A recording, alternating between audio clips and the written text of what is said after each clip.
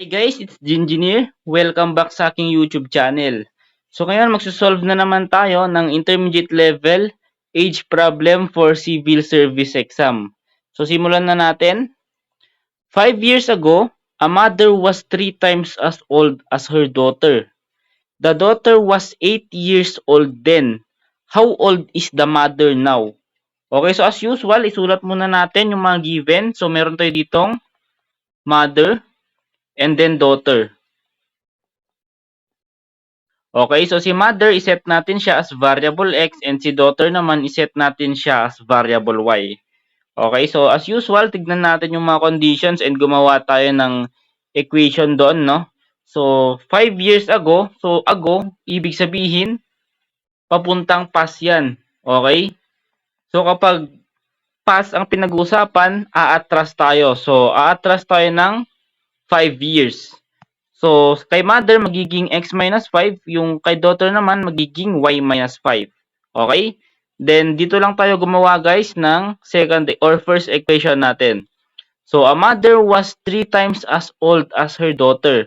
So, yung mother niya daw na x minus 5 is 3 times daw yung age niya sa daughter niya. So, 3 times yung kay daughter niya na y minus 5. Okay guys, so meron na tayong first equation. So, tignan naman natin guys yung next na condition natin. The daughter was 8 years old then.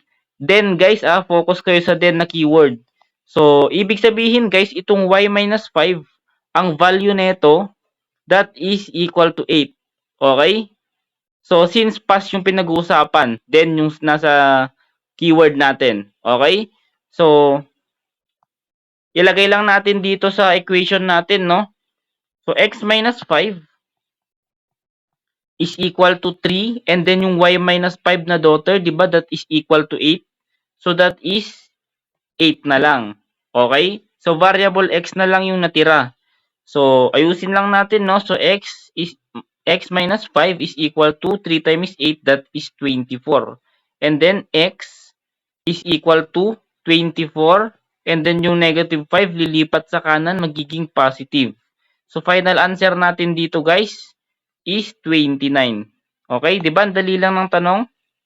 So, that is letter C. So, yun lang guys, no? More on reading comprehension and analyzation yung technique sa pag-solve ng problem na to. Okay? So, yun lang. Thank you sa panonood. Kita-kits tayo sa next video ko.